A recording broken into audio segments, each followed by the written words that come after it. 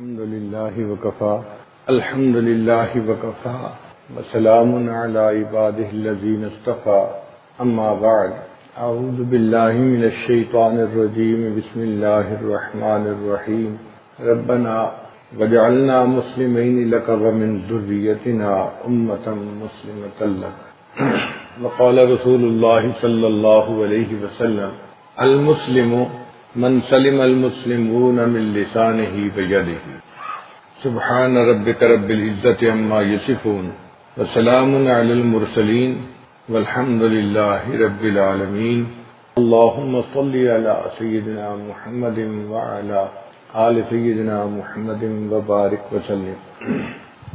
سیدنا ابراہیم علیہ السلام نے جب بیت اللہ کی تعمیر کی تو اس وقت اللہ تعالیٰ کی طرف سے حکم ہوا کہ میرے خلیل آپ نے گھر بنایا میرا، اب مجھ سے مانگیں جو مانگتے ہیں۔ جو امیر لوگ ہوتے ہیں ان کا یہی طریقہ ہوتا ہے۔ ہم لوگ الیکٹریشین کو گھر لاتے ہیں تو پہلے طے کرتے ہیں، بھئی پمپ خراب ہے کتنے پیسے لیں گے؟ جی 500 روپیہ لوں گا، ٹھیک ہے آ جائیے۔ جو امیر لوگ ہوتے ہیں وہ پہلے طے نہیں کرتے ہیں، وہ کہتے ہیں آپ آئیں ہمارا کام ٹھیک کر دیں، جو مانگیں گے ہم دے دیں گے۔ کیا مانگے گا؟ 500 مانگ لے گا، 1000 مانگ لے گا، ان کے لیے اتنا فرق نہیں پڑتا۔ تو جس طرح امیر لوگ کہتے ہیں کہ تم جو مانگو دیں گے، اللہ نے بھی فرمایا کہ میں تو کائنات کا مالک ہوں، پوری کائنات کے خزانے میرے اختیار میں ہیں، میرے خلیل مانگو تم مجھ سے کیا مانگتے ہو۔ تو ابراہیم علیہ السلام نے 3 دعائیں مانگی، جن میں ایک یہ دعا تھی کہ اے اللہ ہم دونوں کو مسلمان بنا دے۔ وہ پیغمبر علیہ السلام تھے، پھر بھی انہوں نے یہ دعا مانگی کہ مجھے اور میرے بیٹے 2 تھے نا، ربنا وجعلنا مسلمین لک، ہم دونوں کو صحیح معنوں میں مسلمان بنا دے۔ یہ اتنی عظیم دعا ہے کہ ابراہیم علیہ السلام نے اس کو مانگا جب ان کو قبولیت کا یقین تھا۔ ہم نے کبھی یہ دعا مانگی اس لیے کہ ہمیں اس کی اہمیت کا اندازہ ہی نہیں ہے۔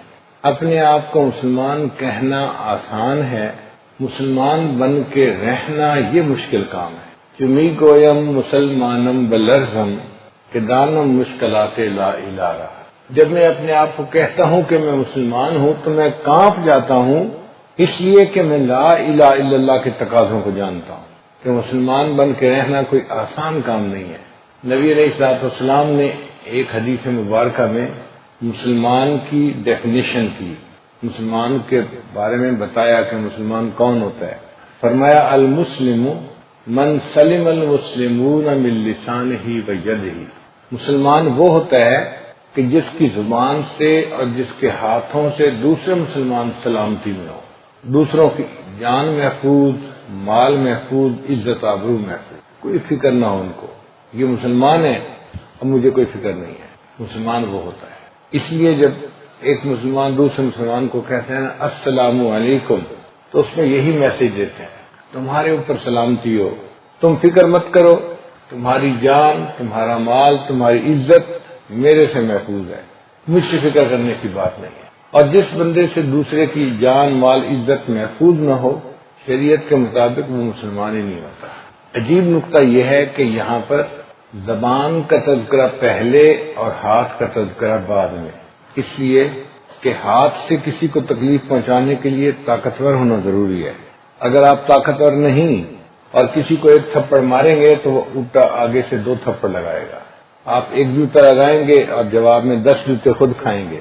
تو ہاتھ سے تکلیف پہنچانے کے لیے طاقتور ہونا ضروری ہے، زبان سے تکلیف پہنچانے کے لیے کمزور بھی طاقتور کو بھی تکلیف پہنچا سکتا ہے۔ زبان سے ایسی بات کرے کہ دوسرے کا دل دکھے۔ پھر ہاتھ سے تکلیف پہنچانے کے لیے ساتھ ہونا ضروری ہے، زبان سے تکلیف پہنچانے کے لیے پاس ہونا بھی ضروری نہیں۔ دوسرے شہر میں بیٹھ کے کوئی بات کریں اور اس بندے کے دل کو تکلیف پہنچے۔ ہاتھ سے تکلیف پہنچانے کے لیے زندہ ہونا ضروری ہے۔ اب جو فوت ہو گئے ان کو ہاتھ سے تو تکلیف نہیں پہنچا سکتے، لیکن زبان سے ان کو بھی تکلیف پہنچا سکتے ہیں۔ جیسے بعض لوگ سلف صالحین کو برا کہتے ہیں، ان کی روحوں کو تکلیف پہنچاتے ہیں۔ پھر ایک بات اور بھی ہے، ہاتھ سے جو انسان زخم لگاتا ہے وہ زخم ہرا ہو جاتا ہے، جو زبان سے زخم لگاتا ہے وہ کبھی ہرا بھی نہیں ہوتا، وہ کبھی مندمل بھی نہیں ہوتا، زیادہ دل دکھتا ہے۔ شریعت نے قانون بنا دیا تکف شرک عن الناس، تم انسانوں کو اپنے شر سے بچاؤ۔ ہر انسان کے اندر شر ہوتا ہے، جو مخلوق سراپا خیر وہ فرشتے، جو سراپا شر وہ شیطان، جو خیر اور شر کا مجموعہ وہ حضرت انسان۔ ہر انسان میں خیر بھی ہے، شر بھی ہے۔ جس نے اپنے اوپر خیر کو غالب کر لیا وہ اچھا انسان، اور جس کے اوپر شر غالب آ گیا وہ برا انسان۔ تو شریعت کہتی ہے کہ تم اپنے شر سے لوگوں کو بچاؤ، اور کسی کو اپنی تکلیف سے بچانا یہ صدقہ ہے، اس پر ثواب ملتا ہے۔ مثلا آپ کا دل چاہ رہا ہے کسی سے مذاق کرنے کو، دل میں ٹیمپٹیشن ہو رہی ہے، اس کو مذاق کریں، آپ اپنے آپ کو سنبھالتے ہیں، روک لیتے ہیں۔ شریعت کہتی ہے کہ یہ جو آپ نے اپنے جذبے کو روکا، اس پر اس بندے کو صدقہ کرنے کا ثواب دیا جائے گا۔ تو تقاضائے گناہ سے بچنے پر بھی شریعت اجر دیتی ہے۔ تو زندگی کا اصول بنا لیجئے کہ اول تو دوسروں کے دلوں کو خوشی دیں، اور اگر کسی کا دل کو خوشی نہیں دے سکتے تو کم از کم تکلیف تو نہ دیں۔ اول تو آپ دوسرے کی تعریف کریں، اگر تعریف نہیں کر سکتے تو دوسرے کی غیبت تو نہ کریں۔ اول تو اپنے مسلمان بھائی سے دوستی کریں، اگر دوستی نہیں کر سکتے تو دشمنی تو نہ کریں۔ بعض لوگ ہوتے ہیں بہت بے حس قسم کے لوگ ہوتے ہیں، دوسروں کا احساس نہیں ہوتا ان کو۔ اللہ تعالیٰ کی نظر میں ایسے لوگ سب سے زیادہ برے ہوتے ہیں جو بے حس ہوتے ہیں۔ بنی اسرائیل کی ایک عورت تھی، حدیث پاک میں اس کا تذکرہ ہے، صائمۃ الدہر تھی اور قائمۃ اللیل تھی، ساری رات تہجد پڑھتی، سارا دن روزہ رکھتی، نیک بیوی تھی۔ اس زمانے میں ریفریجریٹر نہیں ہوتے تھے، تو کوئی کھانا بچ جاتا تو اسے ہوادار جگہ پہ کھلا رکھا جاتا تھا۔ اس نے چند مرتبہ اپنا دودھ رکھا، رات کو بلی آئی اور دودھ پی گئی۔ اب اس عورت کو بڑا غصہ تھا، بلی نے میرا دودھ پی لیا۔ اس نے کہا اچھا میں اس کو پکڑوں گی نا تو اس کو خوب سزا دوں گی۔ ایک دن اس نے بلی کو پکڑ لیا، اس نے اس کو پنجرے میں بند کر دیا اور کہا کہ میں اس بلی کو نہ کھانا دوں گی نہ پانی دوں گی، اس کو بھوکا پیاسا رکھوں گی، سزا دوں گی اس نے میرا دودھ کیوں پیا۔ وہ بلی 1-2 دن کے بعد مر گئی۔ حدیث پاک میں ہے جیسے ہی بلی مری اللہ نے اس عورت کے جہنم میں جانے کا فیصلہ کر دیا۔ یہ بے حس عورت دوسرے کی تکلیف کا خیال نہیں کرتی، وہ نمازیں پڑھنے والی تھی، وہ روزے رکھنے والی تھی، وہ نیک بیوی تھی، مگر بے حس تھی، اس کی بے حسی اللہ کو ناپسند آئی۔ اگر ایک جانور کی تکلیف کو محسوس نہ کرنا بھی اتنا بڑا گناہ ہے تو کسی انسان کی تکلیف کو محسوس نہ کرنا کتنا بڑا گناہ ہوگا۔ اس لیے بے حس نہ بنے، دوسرے کی تکلیف کا ہمیشہ احساس کریں۔ شریعت نے کہا کہ تم راستے میں جا رہے ہو، کوئی کانٹے دار چیز پڑی ہے، اس سے دوسرے بندے کو تکلیف پہنچ سکتی ہے، آپ نے اس کو راستے سے اٹھا کے کنارے پر رکھ دیا، اتنا کرنے پر صدقہ کرنے کا ثواب دیا جائے گا۔ اماطۃ الاذی عن الطریق، راستے سے تکلیف والی چیز کو ہٹا دیا۔ مسجد میں پہلی صف میں نماز پڑھنے کا اجر زیادہ ہے، لیکن جمعے کے دن رش ہوتا ہے۔ اب ہر بندہ کوشش کرے کہ میں پہلی صف میں جاؤں تو اسے کندھوں سے پھیلانگنا پڑے گا جو بیٹھے ہوئے ہیں، اور بیٹھنے والوں کو تکلیف ہوگی۔ تو شریعت کہتی ہے کہ نہیں، یہ کندھوں سے پھیلانگ کے جانا تکلیف کا باعث ہے، اب رش کی وجہ سے تم پیچھے بھی نماز پڑھ لو گے، تمہیں پہلی نماز کا ثواب مل جائے گا۔ بعض لوگوں کو برس کی بیماری ہوتی ہے، چہرے پہ جسم پہ داغ آ جاتے ہیں، سفید داغ، کبھی ناک پہ، کبھی آنکھ پہ، کبھی رخسار پہ، کبھی ماتھے پہ۔ تو کئی مرتبہ وہ ایسے داغ ہوتے ہیں کہ دوسرا بندہ دیکھتا ہے نا تو طبیعت میں اندر کراہت سی پیدا ہوتی ہے، اچھا نہیں لگتا۔ شریعت نے کہا کہ مسلمان مرد 5 وقت کی نماز مسجد میں آ کر باجماعت ادا کرے، لیکن برس کا اگر کوئی مریض ہے وہ اپنے گھر میں نماز پڑھ لے گا، اللہ اس کو مسجد میں آ کر نماز پڑھنے کا ثواب عطا فرمائے، چونکہ یہ دوسروں کو اپنی تکلیف سے بچا رہا ہے۔ اس لیے کوئی بندہ اگر کچا پیاز کھائے تو منہ سے اس کی مہک آتی ہے، بو آتی ہے۔ نبی علیہ السلام نے ارشاد فرمایا انی اکرہ ریحھا، مجھے کچے پیاز کی جو مہک ہے، بو ہے، وہ ناپسند ہے۔ یہ نہیں فرمایا کہ مجھے پیاز ناپسند ہے، حکمت دیکھیے بات کی، مجھے اس کی مہک اچھی نہیں لگتی۔ چنانچہ اگر کوئی بندہ پیاز کھائے تو مسواک کرے، اگر بو آ رہی ہے تو مسجد میں نہ جائے۔ کیوں؟ اس لیے کہ اس سے دوسرے مسلمانوں کو تکلیف پہنچے گی۔ آپ اندازہ لگائیں کہ ہماری شریعت کتنی خوبصورت ہے، ہمارا دین کس قدر پیارا ہے، دوسرے کو اتنی چھوٹی سی تکلیف بھی پہنچانے کی اجازت نہیں۔ بعض لوگ مکینک ہوتے ہیں، ان کے کپڑوں پہ پٹرول ڈیزل لگا ہوتا ہے، اس کی بو ہوتی ہے، وہ نماز پڑھنا چاہتے ہیں شریعت کہتی ہے نہیں، تمہارے کام کے کپڑے الگ ہونے چاہیے، مسجد میں آنے کے کپڑے الگ ہونے چاہیے۔ خذوا زینتکم عند کل مسجد، تم مسجد میں آتے ہوئے زینت اختیار کرو، ان داغ والے پسینے والے کپڑوں میں تم مسجد میں مت آؤ، جس کے پاس بیٹھو گے اس کو تمہارے پسینے کی بو آئے گی، ڈیزل پٹرول کی بو محسوس ہوگی، تو یہ ٹھیک نہیں ہے۔ نماز کے لیے صاف ستھرے کپڑے پہن کے آؤ، خوشبو لگا کے آؤ، تاکہ دوسرے مسلمانوں کے لیے راحت کا سبب بنو، زحمت کا سبب نہ بنو۔ تو دین اسلام ہمیں اتنے چھوٹے چھوٹے باتوں کا بھی لحاظ رکھنے کا حکم دیتا ہے، اور جب بندہ دوسروں کا دل دکھائے اور اس کو تکلیف پہنچائے، آپ سوچئے وہ کتنے بڑے گناہ کا ارتکاب کرتا ہے۔ نبی علیہ الصلوۃ والسلام ایک مرتبہ تہجد کے وقت اٹھے، سیدہ عائشہ صدیقہ رضی اللہ تعالیٰ عنہ اسی بستر پہ سو رہی تھی۔ فرماتی ہیں کہ میں نے دیکھا کہ جیسے کوئی چور ہوتا ہے نا، دبے پاؤں آہستہ آہستہ چلتا ہے، کھٹکا نہ ہو، پتہ نہ چلے کسی کو۔ نبی علیہ الصلوۃ والسلام نے جوتے نہیں پہنے، آرام سے نیچے اترے اور ننگے پاؤں چلنا شروع کر دیے۔ میری آنکھ کھلی تھی، میں نے پوچھا اے اللہ کے حبیب صلی اللہ علیہ وسلم، آپ اس طرح کیوں چل رہے ہیں؟ فرمایا عائشہ تم سوئی ہوئی تھی، میں نے اٹھ کے وضو کر کے تہجد پڑھنی تھی، میں اس لیے ایسا اٹھ رہا تھا کہ میری وجہ سے تمہاری نیند ڈسٹرب نہ ہو۔ اب آپ سوچئے بیوی تھی اور آپ اللہ کے نبی علیہ السلام تھے، اگر آپ اٹھتے اور اس کی وجہ سے ان کی نیند کھل بھی جاتی تو کوئی بگ ڈیل نہیں تھی، بڑی بات نہیں تھی، مگر نبی علیہ الصلوۃ والسلام نے اس کا بھی خیال رکھا کہ بیوی کی بھی نیند کو ڈسٹرب نہ کرو۔ اس کا مطلب یہ کہ تم دوسرے کو تکلیف کسی صورت میں بھی نہ پہنچاؤ۔ ہمارے اکابرین اس کا بہت خیال رکھا کرتے تھے، ہمارے قول سے اور ہمارے فعل سے کسی دوسرے انسان کو تکلیف نہ پہنچے۔ صرف مسلمان کی بات نہیں، مسلمان تو اونچی شان والا ہوتا ہے، کوئی کافر بھی ہو تو اس کو تکلیف نہیں پہنچنی چاہیے، اس لیے کہ وہ انسان تو ہے۔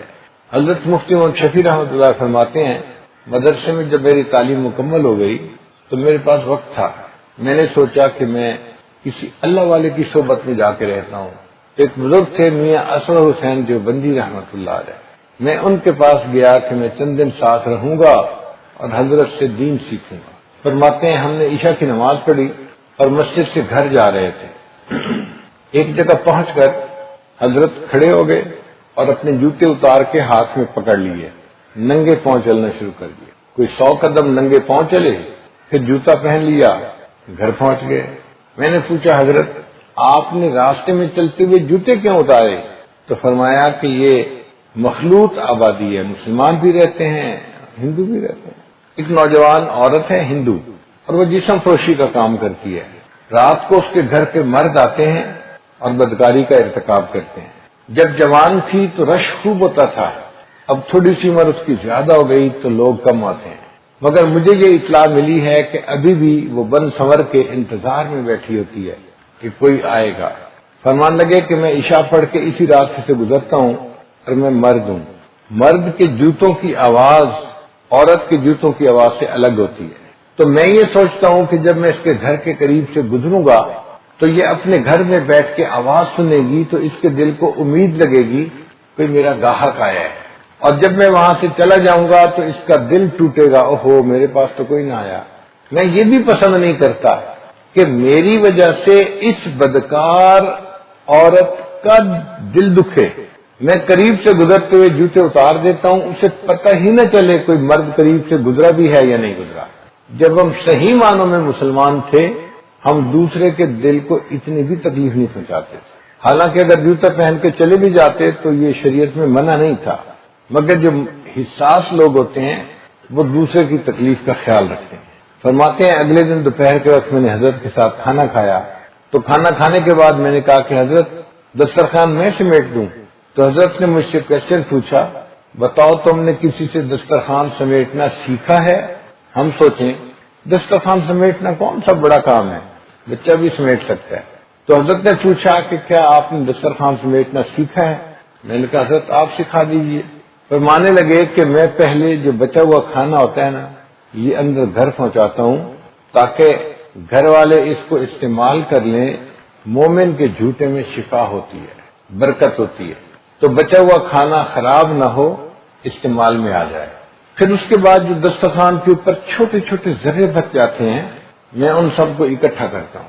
ایسے نہیں کہ دسترخوان اٹھا کے جھاڑ دیا، نہ، وہ چھوٹے چھوٹے ذروں کو اکٹھا کرتا ہوں اور پھر ان ذروں کو لے جا کے فلاں جگہ میں پھینکتا ہوں.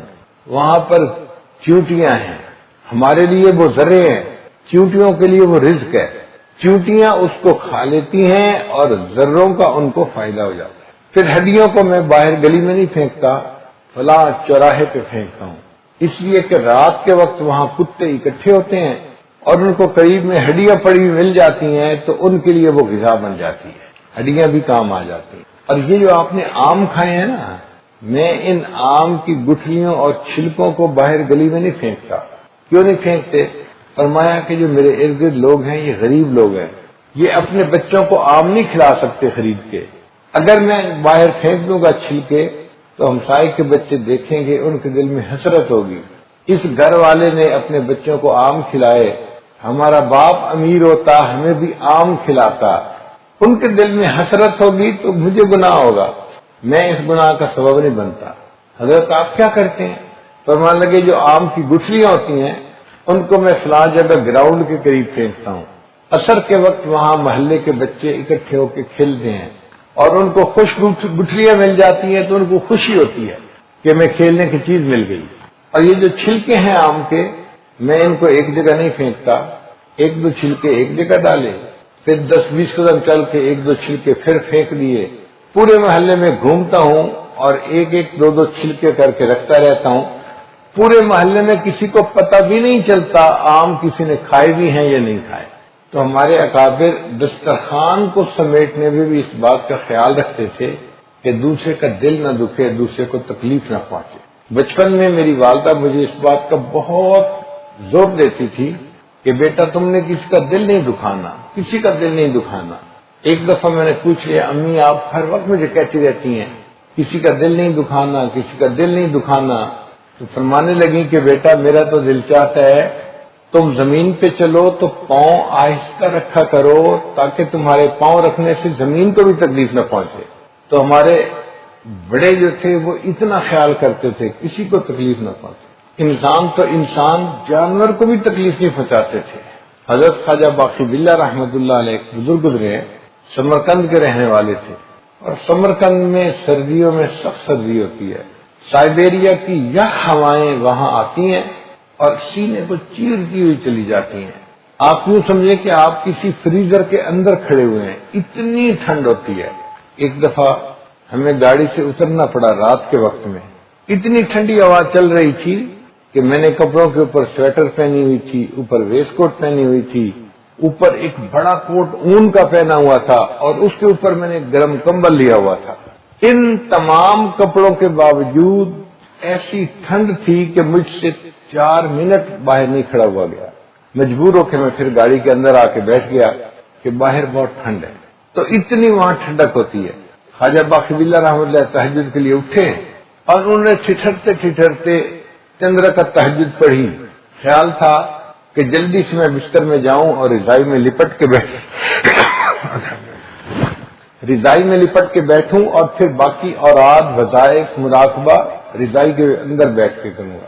جب نفل پڑھ کے بستر کی طرف آئے تو دیکھا کہ ایک بلی کہیں سے آ گئی تھی اور رضائی کے اندر وہ سو رہی تھی. تو خواجہ باقی باللہ رحمۃ اللہ علیہ نے سوچا اب میں اگر بستر میں بیٹھوں گا تو یہ بلی جاگ جائے گی اور اس کی نیند ڈسٹرب ہوگی، اس کو تکلیف ہوگی.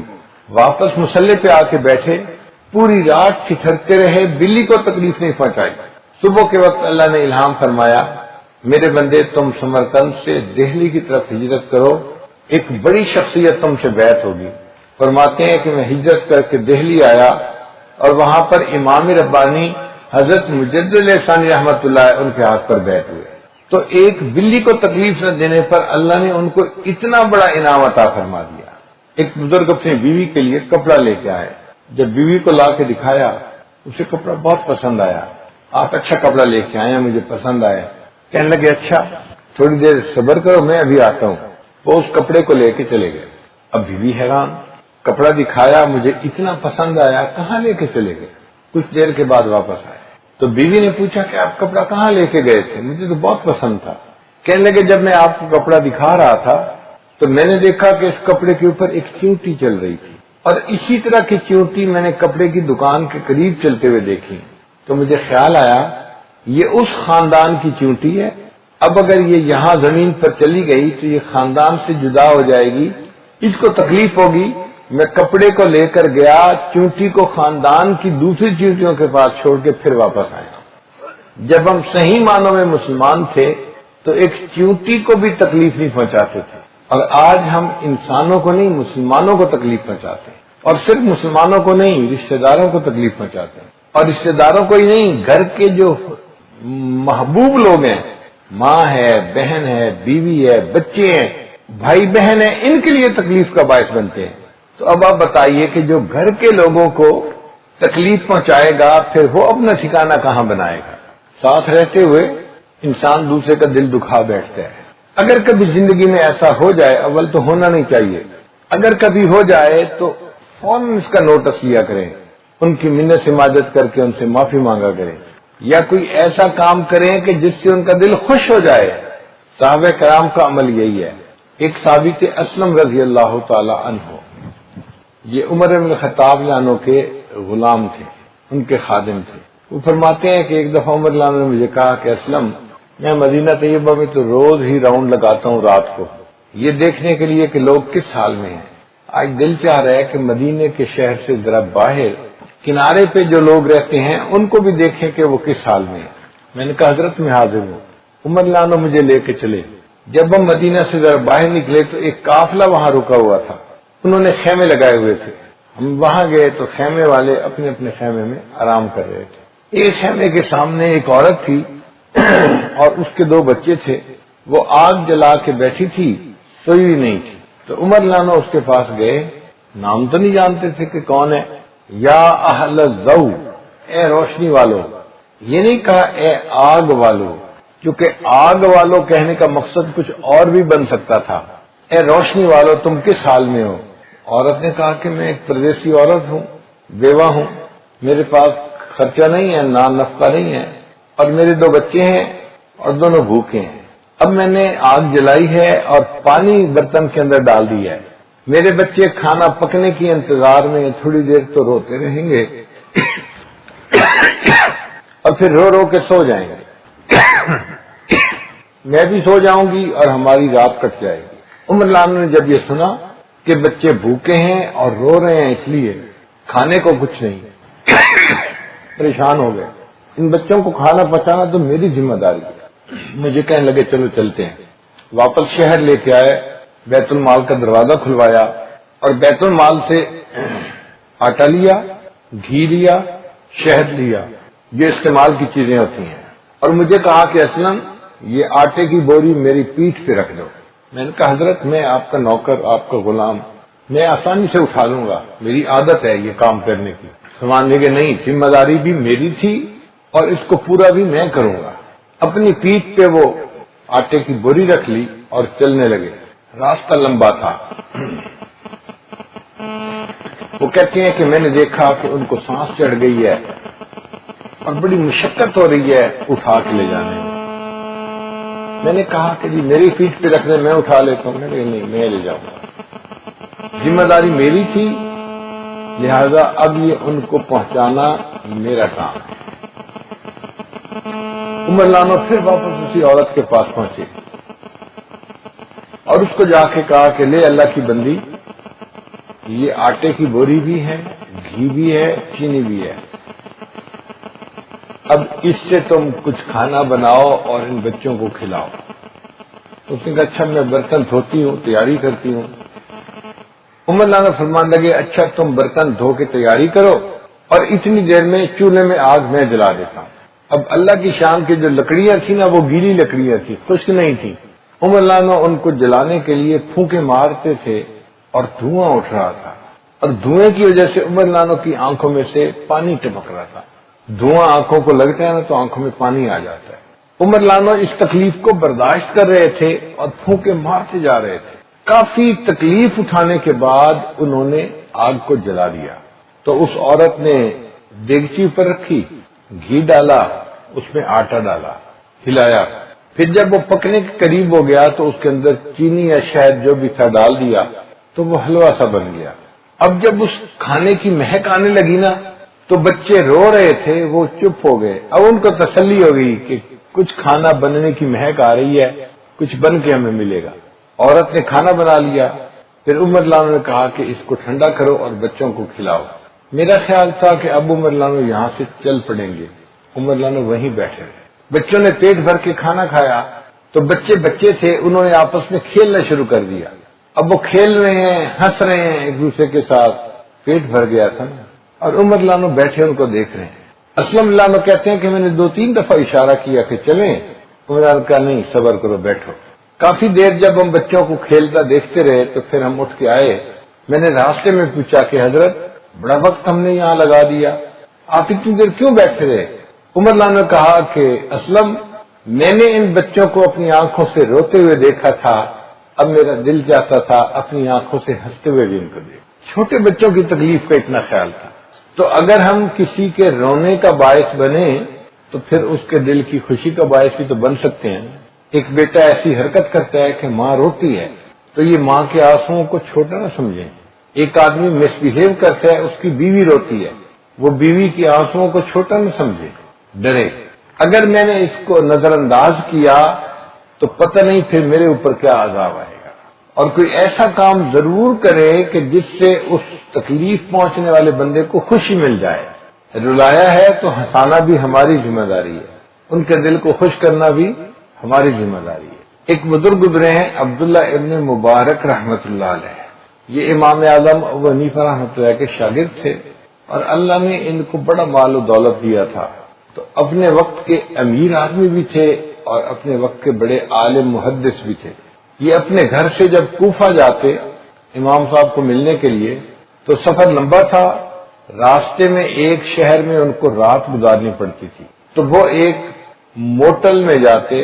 موٹل کہتے ہیں کہ جہاں پہ بندے کو رات گزارنے کے لیے چارپائی بستر مل جائے، یہ وہاں پہ سرائے میں رکتے، رات گزارتے اور پھر آگے سفر مکمل کرتے۔ اب اس سرائے میں ایک نوجوان تھا، نیک تھا، اچھے کام کرتا تھا، اور عبداللہ ابن مبارک رحمۃ اللہ اس کو پسند کرتے تھے۔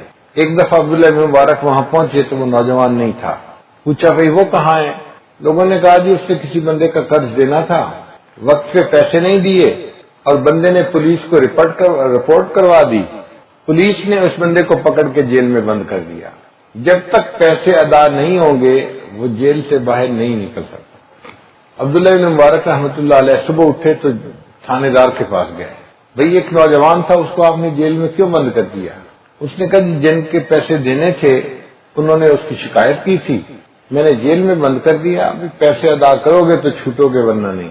عبداللہ بن مبارک رحمۃ اللہ نے اس سے پوچھا بھئی اگر اس کے پیسے میں ادا کر دوں تو کیا اس کو چھوڑ دو گے؟ تھانے دار نے کہا جناب ہمیں تو چاہیے کہ جس کا حق ہے اس کو حق مل جائے، آپ دے دیں گے تو بھی میں اس کو آزاد کر دوں گا۔ عبداللہ ابن مبارک رحمۃ اللہ نے جو قرضہ تھا سارا کا سارا ادا کر دیا، اور نوجوان کو یہ بھی نہیں بتایا کہ تمہیں میں نے چھڑوایا ہے، اور تھانے دار سے وعدہ لیا کہ میری زندگی میں تم کسی کو یہ راز نہیں کھولو گے۔ اس نے کہا مجھے کیا غرض ہے کسی کو بتانے کی، حق والے کو حق مل گیا، بس مسئلہ ختم ہو گیا۔ عبداللہ ابن مبارک رحمۃ اللہ اس کے بعد درجنوں دفعہ اس شہر میں گئے، ٹھہرے۔ وہ لڑکا ان کو واقعہ سنایا کرتا تھا کہ جی ایک آدمی کا قرضہ دینا تھا، میں دے نہیں سکا تو مجھے جیل میں بند کر دیا گیا، اور کسی بندے نے میری طرف سے قرضہ دیا اور میں چھوٹ گیا۔ آپ ساری زندگی اس سے واقعہ سنتے رہے، اس کو نہیں بتایا کہ قرضہ تو میں نے دیا تھا۔ جب عبداللہ بن مبارک کی وفات ہوئی تو تھانے دار نے بلا کے اس نوجوان کو کہا کہ نوجوان تمہیں جیل سے جس بندے نے نکالا تھا وہ عبداللہ ابن مبارک تھے، آج ان کی وفات ہو گئی۔ ہم دوسرے کا دل خوش کرتے تھے، اس طرح پتہ بھی نہیں چلنے دیتے تھے۔ ایک شخص عبداللہ ابن مبارک کے پاس آیا، حضرت میرے اوپر 500 ریال کا قرضہ ہے، اگر آپ مجھے دے دیں تو میں قرضہ ادا کر دوں گا، میری ٹینشن ختم ہو جائے گی۔ عبداللہ ابن مبارک نے کاغذ لیا اور اس کے اوپر 700 درہم لکھے اور کہا اچھا بھائی یہ میرے سیکٹری کے پاس لے جاؤ اور ان سے پیسے لے لو۔ وہ بڑا خوش ہوا کہ میں نے 500 درہم مانگے ہیں، اب مجھے 500 درہم مل جائیں گے۔ سیکٹری کو جا کے چٹ پکڑائی، بھائی مجھے 500 دینار کی درہم کی ضرورت تھی، حضرت نے اجازت دے دی ہے اور یہ چٹ لکھ دی ہے تو مجھے 500 درہم چاہیے۔ اب مانگنے والا 500 درہم مانگ رہا ہے، جب اس نے چٹ پڑھی تو اس پر 700 درہم لکھا ہوا تھا، تو سیکٹری بھی پریشان، 500 دوں یا 700 دوں؟ اس نے کہا اچھا بھائی میں ذرا حضرت سے نا ویریفائی کر کے آتا ہوں کہ کتنے پیسے دینے ہیں۔ وہ سیکٹری حضرت کے پاس آیا، حضرت یہ مانگ تو رہا ہے 500، چٹ پہ لکھے ہیں 700، تو دینے کتنے ہیں؟ حضرت نے کہا اچھا چٹ پر 700 لکھے ہیں؟ اس نے کہا جی۔ اچھا چٹ مجھے دکھاؤ۔ حضرت نے چٹ ہاتھ میں لی اور 700 کو کاٹ کے اس کے اوپر لکھ لیا 1400۔ اب سیکٹری حیران، بندے کو 500 چاہیے، چٹ پہ 700 لکھے ہوئے تھے، پوچھنے آیا تو کاٹ کے 1400 کر دیے۔ اب اس نے اس کو 1400 دے تو دیے چونکہ حضرت نے حکم دیا تھا، لیکن اس کو بات سمجھ میں نہ آئی کہ کوئی درختوں سے پتے تو توڑتے نہیں کہ مال اتنا زیادہ ہے، وافر ہے کہ جو چاہو لٹاتے جاؤ۔ تو وہ واپس حضرت کے پاس آیا، حضرت اس کو ضرورت 500 کی تھی تو آپ نے 700 لکھا، جب میں نے پوچھا تو 700 کو 1400 کر دیا، مسئلہ کیا ہے؟ حضرت نے کہا کہ دیکھو اس کو 500 کی ضرورت تھی، وہ 500 مانگنے آیا تھا، میں نے 700 اس لیے لکھے تھے کہ اس کو امید 500 کی ہے، جب 700 ملیں گے تو اس کو دل کو اچانک خوشی ملے گی۔ اور حدیث پاک میں ہے جو مسلمان بھائی کے دل کو اچانک خوشی پہنچاتا ہے اللہ اس کی زندگی کے پچھلے سب گناہوں کو معاف فرما دے۔ تو میں نے 700 لکھ دیے تھے مگر آپ نے میرا کام خراب کر دیا، آپ پوچھنے آ گئے اور اس کو پتہ چل گیا کہ میں نے 700 لکھے ہیں۔